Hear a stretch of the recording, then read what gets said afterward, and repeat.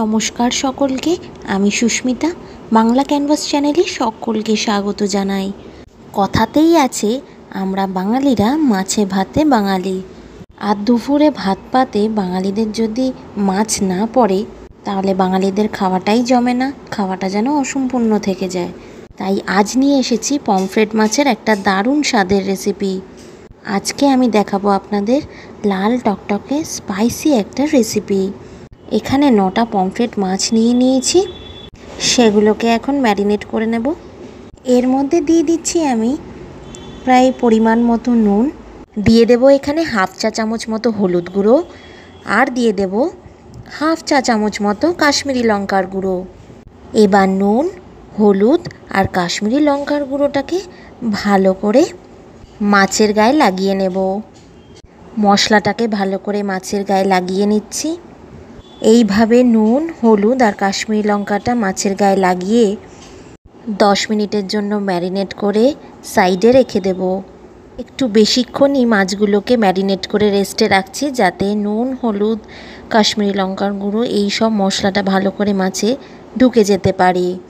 ওদিকে আমি কিন্তু তেলটা গরম হতে দিয়েছি, আর এদিকে মাছটা ম্যারিনেট হতে হতে আমি এখানে একটা পেস্ট তৈরি করে নিচ্ছি। যেহেতু মাছের ঝাল তৈরি হবে, আমি মিক্সিতে নিয়ে নিয়েছি মিডিয়াম সাইজের পেঁয়াজ, জাস্ট রাফলি একটু মোটা মোটা করে কেটে নিয়েছি। এরই সাথে আমি কিন্তু নিয়ে নিয়েছি হাফ ইঞ্চি আদার টুকরো আর 3টে বড় আর মোটা আকারের রসুন নিয়ে নিয়েছি। এবার একটা মিহি পেস্ট তৈরি করে নিয়েছি। এদিকে মোটামুটি তেলটা গরম হয়ে এসছে। মাছগুলোকে ভেজে নেওয়ার জন্য কিন্তু পর্যাপ্ত পরিমাণে তেল ব্যবহার করছি। এবার মাছগুলোকে একটা একটা করে তেলে দিয়ে দিচ্ছি।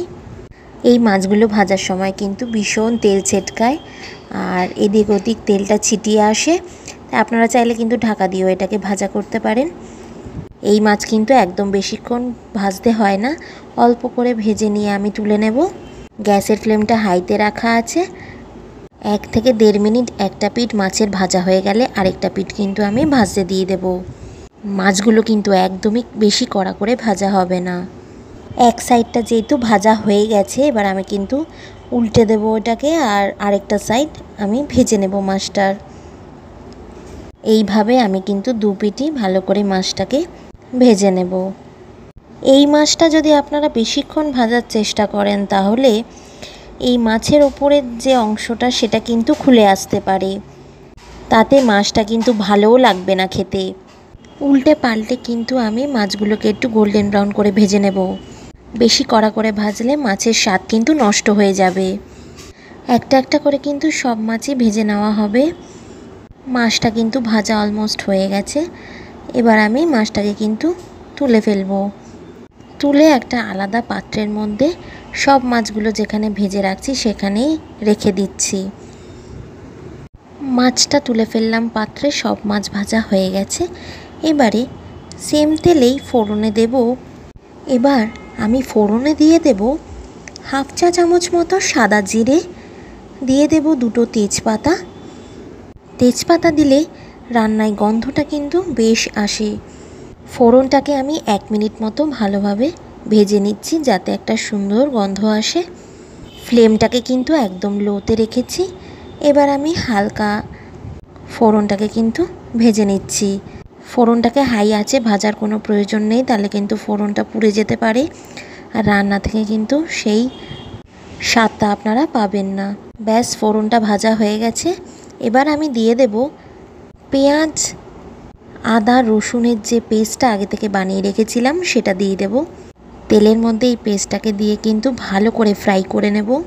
2 থেকে 3 মিনিট মিডিয়াম টু হাই ফ্লেমে এটাকে ভালো করে নেড়ে চেড়ে মিশিয়ে নিন। পেঁয়াজ ঝিরিঝিরি করে কেটে যদি মাছের ঝাল বানানো হয়, সেটার কিন্তু আলাদা একটা টেস্ট আসে। আর পেঁয়াজ, টমেটো এইভাবে যদি বেটে রান্নায় দেওয়া যায়, তার স্বাদ কিন্তু আলাদাই। সেই রান্নার টেক্সচার আর লুকস দুটোই কিন্তু অসম্ভব সুন্দর হয়। দিয়ে দিয়েছি আমি টমেটো পেস্ট করে। একটা টমেটোকে পেস্ট করেই আমি দিয়েছি। তাই এই রান্নায় কিন্তু আমি সমস্ত পেস্ট ব্যবহার করছি, যাতে রান্নার স্বাদ আর টেক্সচার দুটোই ভালো আসে। 3 থেকে 4 মিনিট এইভাবেই নেড়ে চেড়ে একটু মশলাটাকে কষিয়ে নিচ্ছি। দেখুন পেঁয়াজ আর টমেটোর কাঁচা ভাবটা কিন্তু আস্তে আস্তে কষাতে কষাতে চলে যাবে আর মশলা থেকে আপনিই তেল ছেড়ে আসবে। এবার এক এক করে এর মধ্যে মশলা, রেগুলারের মশলাগুলো অ্যাড করে দেব। দিয়ে দিচ্ছি এর মধ্যে হাফ চা চামচ হলুদ গুঁড়ো, এর মধ্যে অ্যাড করে দেব আমি হাফ চা চামচ কাশ্মীরি লঙ্কার গুঁড়ো, আর দিয়ে দেব এখানে 1 চামচ মতো ধনে গুঁড়ো। আপনারা কিন্তু কাশ্মীরি লঙ্কার গুঁড়োটা একটু বেশিও ব্যবহার করতে পারেন। আমি এখানে হাফ চা চামচ দিয়েছি, আপনারা চাইলে 1 চামচ বা 1.5 চামচ এখানে ব্যবহার করতেই পারেন কালারের জন্য। বেশি ব্যবহার করলে একটা ডার্ক রিচ কালার আসে। ভালো করে মশলাটাকে কষিয়ে নিতে হবে। সব মশলা দেওয়ার পর প্রয়োজন মতো জল ব্যবহার করেও কিন্তু কষানো যেতে পারে। আমি কিন্তু এখানে 1 চামচ মতো জিরের গুঁড়োও দিয়েছিলাম। সব মশলা যত ভালো করে কষানো হবে তত কিন্তু মশলা থেকে তেল ছেড়ে আসবে, মাছের টেস্ট কিন্তু আরও এনহ্যান্স করবে। মশলা কষাতে কষাতে কিন্তু এই মশলায় যে জলের পরিমাণটা আছে সেটা কিন্তু টেনে আসতে পারে, তাই কড়াইতে লেগে যেতে পারে, মশলা পুড়ে যাওয়ার সম্ভাবনা থাকতে পারে। তাই অবশ্যই মাথায় রাখতে হবে মশলা কষানোর সময় জল ব্যবহার করতে হবে আর ধিমে আঁচে মশলাটাকে কষিয়ে নিতে হবে। আমার চ্যানেলে অনেক রকমের মাছের ভিডিও, নর্মাল নিরামিষ তরকারির ভিডিও আর বিভিন্ন রেসিপির ভিডিও আমি শেয়ার করে থাকি আমার চ্যানেলে। আপনাদের ভালো লেগে থাকলে চ্যানেলটিকে অবশ্যই লাইক, শেয়ার এবং সাবস্ক্রাইব করার কিন্তু অনুরোধ রইল। পাশে থাকা বেল আইকনটি অবশ্যই প্রেস করবেন, তাহলে যখনই আমি নতুন কোনো ভিডিও আপলোড করব চ্যানেলে তার নোটিফিকেশনস সরাসরি আপনাদের ফোনে আপনারা পেয়ে যাবেন। অল্প আমি মিক্সি ধোয়া জল, যেটা টমেটো পেস্ট করেছিলাম, সেটা আমি অ্যাড করলাম, কারণ মশলাটা টেনে আসছিল। সমস্ত কিছু ভালো করে মিশিয়ে নেওয়া হয়েছে আর খুবই ভালো করে কিন্তু কষানো হচ্ছে। কষানো কিন্তু হয়ে গেছে, তেল ছেড়ে এসছে। কষানোর পরে কিন্তু গ্রেভির রঙটা কিন্তু খুব লাল হয়ে এসছে। এবার আমি এর মধ্যে সবগুলো ভেজে রাখা পমফ্রেট মাছ দিয়ে দিচ্ছি একটা একটা করে। মাছগুলো দেওয়ার পর কিন্তু মাছের ওপর এই যে গ্রেভিটা আছে একটু একটু করে খুন্তি দিয়ে আমি ওর ওপর দিয়ে দেব। আর তারপরে আমি এর মধ্যে অল্প উষ্ণ গরম জল, যতটা আমাদের গ্রেভির প্রয়োজন ততটা আমি ব্যবহার করব। আপনারা চাইলে হাতা থাকলে হাতার উপরে উপরে গ্রেভিটা নিয়ে মাছের ওপর দিয়ে দেবেন। এবার ভালো করে আমি গ্রেভির সাথে মাছগুলো একটু নাড়াচাড়া করছি হালকা হাতে। খেয়াল রাখবেন যাতে মাছগুলো ভেঙে না যায়। আপনারা দরকার পড়লে কিন্তু একটুখানি কড়াইটাকেও নাড়িয়ে নিতে পারেন যাতে গ্রেভিটা মাছের গায়ে লেগে যায়। এবার পরিমাণ মতো জল ব্যবহার করব যাতে মাছটা একদম নরম হয়ে যায়। এবার জলটা দিয়ে কিন্তু মাছটাকে 1.5 থেকে 2 মিনিট ফুটিয়ে নিতে হবে। এবার জলটা দিয়ে কিন্তু আমি এর মধ্যে অল্প 1.5 চামচ মতো নুন দিয়ে দেব। জল দেওয়ার পরে নুন, ঝাল, মিষ্টির পরিমাণটা কিন্তু অবশ্যই দেখে নিতে হবে। মাছটাকে আমি লো ফ্লেমে ফুটতে দিচ্ছি। দেখুন কি সুন্দর একটা রিচ লাল টকটকে কালার হয়ে গেছে। দিয়ে দিলাম আমি এখানে 1 চামচ মতো চিনি। চিনিটা দেওয়ার কারণ হচ্ছে স্বাদটাকে ব্যালেন্স করার জন্য। সাইড থেকে দেখুন কি সুন্দর তেলও ভাসছে। আস্তে আস্তে গ্রেভিটা কিন্তু অনেকটা থিক হয়ে আসছে।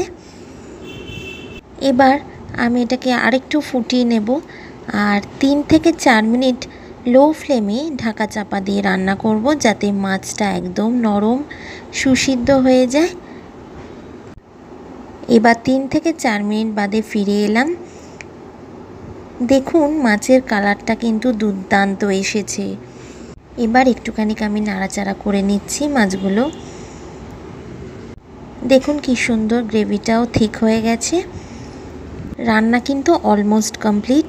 এর মধ্যে এবার দিয়ে দেব অল্প হাফ চামচ মতো গরম মশলার গুঁড়ো দিয়ে ভালো করে মাছের গায়ে লাগিয়ে গ্রেভিটাকে একটু নাড়াচাড়া করে দিচ্ছি। আর দিয়ে দেব সবার শেষে কুচিয়ে রাখা ধনেপাতা। ধনেপাতাটা দেওয়ার পর কিন্তু গ্যাসের ফ্লেমটাকে অফ করে দেব আর সার্ভ করে নেব গরম ভাতের সাথে। ধনেপাতা দেওয়ার পর কিন্তু আমি আবার চাপাটা দিয়ে দেব। ঢাকা চাপা দিয়ে কিন্তু 7 থেকে 8 মিনিট এটাকে আমি স্ট্যান্ডিং টাইমে রাখবো। এবারে গরম ভাতের সাথে এই স্পাইসি পমফ্রেট মাছটাকে কিন্তু অবশ্যই পরিবেশন করবেন। এরকম ভাত পাতে একটা স্পাইসি মাছের ঝাল থাকলে কিন্তু আর কিছু প্রয়োজন পড়ে না। আমার ভিডিও আজকে ভালো লাগলে অবশ্যই লাইক, শেয়ার অ্যান্ড সাবস্ক্রাইব করার অনুরোধ রইল।